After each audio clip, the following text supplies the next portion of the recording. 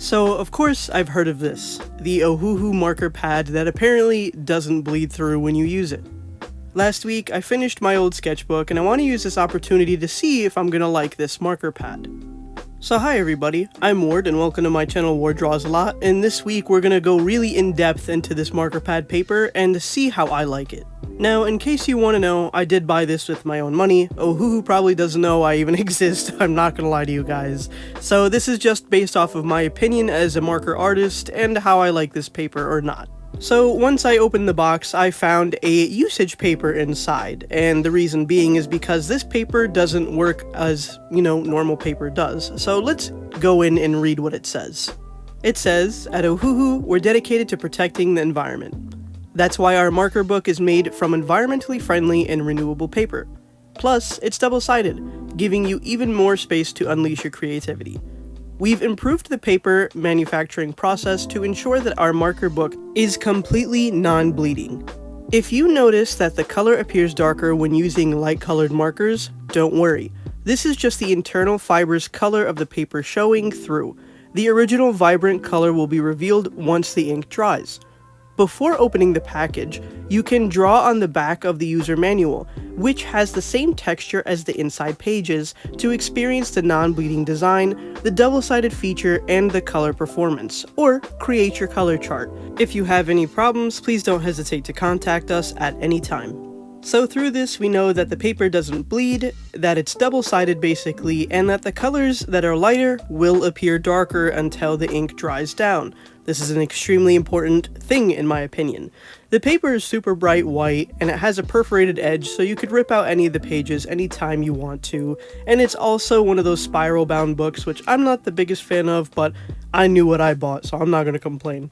This also has 60 pages, which is quite a lot, especially because you could use both sides entirely. It's 7.5 by 10, 90 pounds, which means it could take a beating, and retails for $22 basically, but I got it on sale for I think like $16. Now, the usage tip said that the back of the cover is basically the same as the paper, and you could test out a bunch of stuff on it, but me personally, I don't think so, pal. I'm gonna use the paper because I'm going to be using the paper in the future, hopefully. We'll see by the end of this review, right? So I'm gonna do it my route and use the piece of paper to test out the supplies. Now we have my trusty, dusty plastic sheet that I got from an Ohuhu marker pad that I bought 4 years ago, and I've used that for every drawing since. I place it under to catch any ink so it doesn't go on to the next page. We're gonna put that there to just make sure that the ink actually doesn't go through. First off, I do, of course, just test my Copics because that's what I mostly use. I go ahead with some light colors and I, mix them, blend them together, make sure that they're even, and test out the whole it gets lighter as time goes process. I also take a marker and I layer it. I smother that motherfucker all over the paper and make sure that it had like a million layers to see if it really doesn't transfer through the other side. I also go ahead and test other products like color pencils and pencil and a lot of other stuff to see how it works on the paper. Surprisingly enough, color pencil works pretty well on this paper. Regular pencils, though, I have a little bit of a difficult time with, and I don't know why. It's something with the graphite that it has a difficult time sticking to the paper, and it's because it feels like this paper's laminated. Pen works beautifully on it, but acrylic markers take a long time to dry on it, which is kind of expected because it's almost like the ink sits on the paper before it absorbs in, and I've had this same thing happen with the render sketchbook when I tested it a while ago. Here is the plastic sheet. Not a thing on it, absolutely completely clean. I didn't, think that was going to be an issue, I'm going to be honest. Once they said non-bleeding, I believed them, but a lot of people don't, so that's why I bothered to show what it was. Here's even that massive, giant, lather of ink that I put in one spot, and it still didn't show onto the other side, so that was the proof is in the pudding, it's right there. So the only way to really test it though is through a drawing, and of course I did that in advance to see how it would work when I'm actually doing a piece. So I've got a good amount of things to say about this sketchbook, both good and maybe not so good, especially because I've been using markers for a good nearly 5 years now, and I've perfected my own process, and I know how I'm, coloring, and I know what works with my markers, what doesn't, and all of that kind of stuff, right? So we'll start off with the good, okay? The good part is that, of course, it's non-bleeding. I know a lot of people complain about markers bleeding over to the next page and they're not able to use the next page.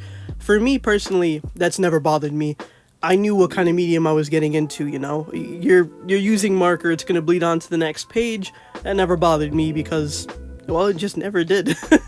Everybody has a different threshold for things. Some people don't like it, some people don't care, and some people do like it. They're like, oh, add something to the back of the book. Sometimes, like when I show my brother my marker art, for example, he likes the stain on the other side where the ink is because it just leaves like a cool look to it. So everybody's like different when it comes to bleeding and non-bleeding paper, but that's the benefit, right? Is that it doesn't bleed, so you could use every single page in the sketchbook. So there's 60 pages and all of them can be used down to a T because of the fact that it's non-bleeding.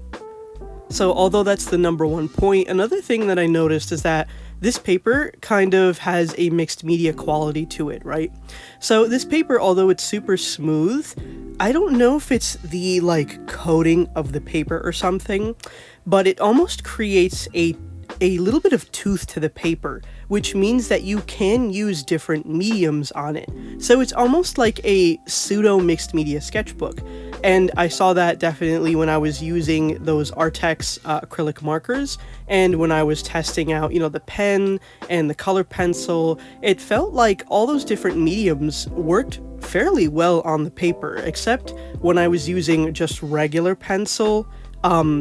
You'd have to sharpen it really, really fine if it's a regular pencil. If it's like a lead pencil, no problem. It's going to have no issue because there's enough pressure point on the paper for it to kind of draw down onto it. But when it's regular pencil, you got to make sure it's sharpened the entire time. Otherwise, it kind of has the graphite floating on the top of the paper. It's so weird to explain, but that's basically what it does, is that the graphite doesn't adhere to the paper unless it's super pointy. So that was a little strange, but for the most part, they do work on the paper. So this paper can be used as, any kind of sketchbook, not just a marker pad. And to that degree, it reminds me of, again, the Render sketchbook, but I hated the Render sketchbook because it couldn't blend for its life, okay? I still have that sketchbook. I abandoned it years ago because I was like, I don't like the paper. If I don't like the paper, I dip. I'm out. But this paper, at the very least, is fairly blendable. There's enough blend time to work with it. So a lot of people who want to use markers on here, I could definitely see where the likability is, because you have the non-bleeding aspect. It does give you enough time to blend with it. The ink, right, sits on top of the surface before it gets absorbed, which means you have some time to play around with the ink. And for those who, use markers, that you gotta act quick when it comes to using markers because they can dry down pretty quickly and you gotta kind of play the back and forth game. But with this, because the ink sits just like a millisecond more, you're able to kind of maybe go in and play around with it a little bit more. But is that necessarily a positive for some people? It may be. For me, though, it's something I'm going to have to get used to because, like I said earlier, I have a certain technique and I know how long it takes to blend and how many times I got to go back and forth and all of that stuff. So for me, it's something I have to get used to because I already have a certain route that I use when it comes to this medium. So when it does come to that thing, that's something that's a very personal thing. I noticed, though, what was nice is that the Artex markers, they're the acrylic paint markers, didn't pill up on the paper, and that is because of the coating that's on the paper that makes it non-bleedable, so it doesn't pill up or ruin the paper. So that's one thing. It also does take longer to dry, though, so if you do use acrylic markers on this paper, you just got to be careful not to touch the ink because it takes a good maybe minute to dry down compared to normal paper where it just dries instantly. So you just got to be careful on how you work your hand around the page and how you color in everything. So that's just something you have to be mindful for, but it did work nicely on it, which is why I'm thinking this is like low-key mixed media paper, you know what I'm saying? Another thing is that the marker ink is super vibrant on this paper, really pops out, and it's very nice. And I like that aspect, that the marker ink really shows its true colors whenever I'm using this paper, because I've done more than just this one drawing, and you'll see in a minute. So the colors look absolutely wonderful on this paper. For the most part, the price, you could argue whether that's a good point or not so good point. I think $21 or $22 is fairly reasonable because you're using the entire sketchbook front and back. And sometimes you could find that coupon like I did for $5 off. I got it for $15. So the price, I feel like, is very reasonable for a sketchbook that you can use the entirety of, you know? It's like the availability to use it is right there in front of you to its maximum. So you don't have to be like, oh man, I can't use the back. Now you can. So I'm seeing a lot of definitely benefits to this paper, especially for somebody who has the one sketchbook that lasts them a long time. This could definitely be that sketchbook. Now, I sat here and I listed off a bunch of good reasons as to why this sketchbook is, you know, pretty noteworthy. It's not bad at all, right? But does that mean I necessarily like it?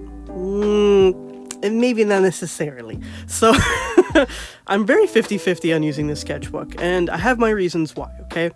Let's start off, let's preface this, right? We're in the beginning. I'm very picky with my marker stuff. This is my main medium. This is like the thing that I've practiced really hard in and the thing that I love to do the most. And it's something that I take a lot of pride in, okay? So as a result, I think we're all allowed to be a little bit picky somewhere whenever we need to be. And this is my part where I'm getting picky on. Before I get really deep into that though, I do want to show you guys that I did a second drawing on the back of this paper just to show you that I did get more than just this first impression on how I feel about it. The drawing on the back is that OC's brother, so that's Nicky on the front, and then here's Rose on the back. This is his twin brother. And the paper, you know, again, there's no bleeding, no transfer. You don't have to worry about one page ruining the other because I'm also a skeptic, so I decided to make sure that both of them did not transfer. So that was, again, a nice good point about this paper. But I do have some qualms with this paper, okay? There's something about this paper when it comes to markers that acts a little different, and I'll explain to you why in a minute. So we're going to go back and take a look at that swatch page just to show you what I mean. When I was swatching the markers down, I noticed that the Copic ink would be really speckly, okay? And Copic markers, for those of you that don't know, can be very finicky, okay? Sometimes they don't work with a lot of different papers, and since this is my main marker, that's why I'm like, oh man, this paper might not work well with it. I noticed when I was coloring in my drawings that sometimes the ink would become speckly and look a little bit weird on the paper, and this isn't the only the only paper that Copic markers has done this with. Copic markers doesn't even like their own Copic paper, so it's a very picky marker that I have to kind of adjust to whenever it comes to sketchbooks. I did, however, try Ohuhu markers on this paper. As you can see right here, I swatched them down and I did like a solid layer, and I noticed that when I was using the Ohuhu markers on this paper, the speckling problem wasn't nearly as much as it was with the Copic markers. Now that doesn't mean that the paper is bad at all. It just means that the markers and the paper don't go together. And since, you know, my main thing are my Copics, and that's where I have most of my marker collection in, and that's my main thing that I use, I have to kind of be smart about the paper that I use with them. You know, you're not going to use paint on printer paper because it's just not going to work. It's going to fall apart, the paper. So I have to be a little bit more conscious when it comes to what paper I'm using with my markers. So although I have these like inks down here, the Ohuhu inks, to test out if they, speckled, which right here it didn't. I still wanted to completely test out the Ohuhu markers on the paper to see if they had the similar or same problem as the Copics did. So I went ahead and sketched up this guy real quick, just to kind of give me an idea as to what this paper is really working with here. So since this paper is kind of like, non-bleeding, and it has like this laminated kind of thing going on here, ink is going to sit on it differently than it would for a normal cotton paper. For reference, cotton paper, or at least somewhat cotton paper, or what is it called? Bristol paper, I like using for my markers, cardstock even, because it absorbs nicely into the paper and it blends really nicely and it just gives a nice finished look. That's what like Copics like. Even Ohuhu's like Bristol and like cardstock paper as well. In fact, cardstock is some of the cheapest paper you can get for markers, and it would still look absolutely incredible. So you don't need a super expensive sketchbook, you just need some good cardstock paper.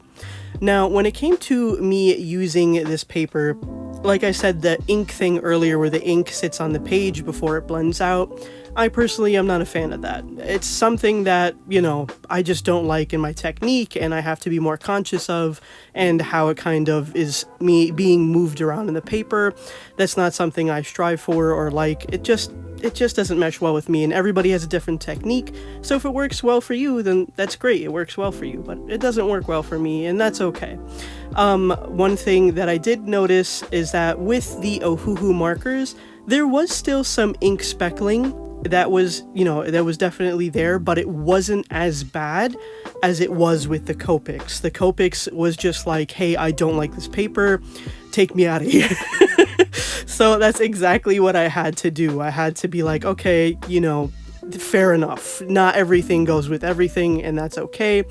Even though things are marketed a certain way or told to be a certain way, it doesn't always mean it is. One thing that I didn't like on this paper though, and this wasn't about the Copic ink, but about the fine liner ink. I used the Tombow Fudenosuke pen. I always forget the name. I think that was it. But I noticed that when it came to using actual ink pens, the ink didn't sit on the paper nicely, and in fact, the really nice super black ink didn't put down as super black anymore. It needed a few layers to look as good as it did. So that was something that I wasn't personally a fan of when it came to just inking. It's something about this paper and the way it's coated that inks just kind of swish around at the top instead of absorb into the paper. And again, that's like a whole part of the bleeding, the non-bleeding paper thing. So it's all about, I guess, sacrifice, right? Do you want non-bleeding paper, but it holds ink weirdly? Or do you want paper that holds ink beautifully, but bleeds? It's like, what is your poison that you're picking here? There's one or the other. And I choose the poison where it blends nicely and looks nicely, but it bleeds on the other side. And that's all right. I'll drink that cup happily and I'll pass out. That's great. But everybody is different when it comes to that. And if you're somebody who wants to have non-bleeding paper and deal with these kinds of things because they don't bother you, that's perfectly fine. Everybody has a different threshold, like I said earlier. But if you were to ask me, hey Ward, should I get this sketchbook? I've been thinking about it and I use these mediums. I'd tell you, yeah, why not? But if you told me, hey, I use Copics and I want to get this paper, should I do that? I'd wag my finger and be like, no. So it's all dependent on what supplies you have, what works with it, how well it works together, and that's with every product ever. Is this paper good in my opinion? Yeah, but is it good for what I'm doing or what I use? Not really. Oh, one last thing. Ink transfers very easy onto this paper from the previous page, so you're going to have to be a little bit careful with how you put down your inks and how the ink kind of transfers onto the page. So just be careful with that. Overall, it's honestly a pretty great sketchbook, but not great for me. So yeah, thanks for watching everybody, and remember I love you. Bye!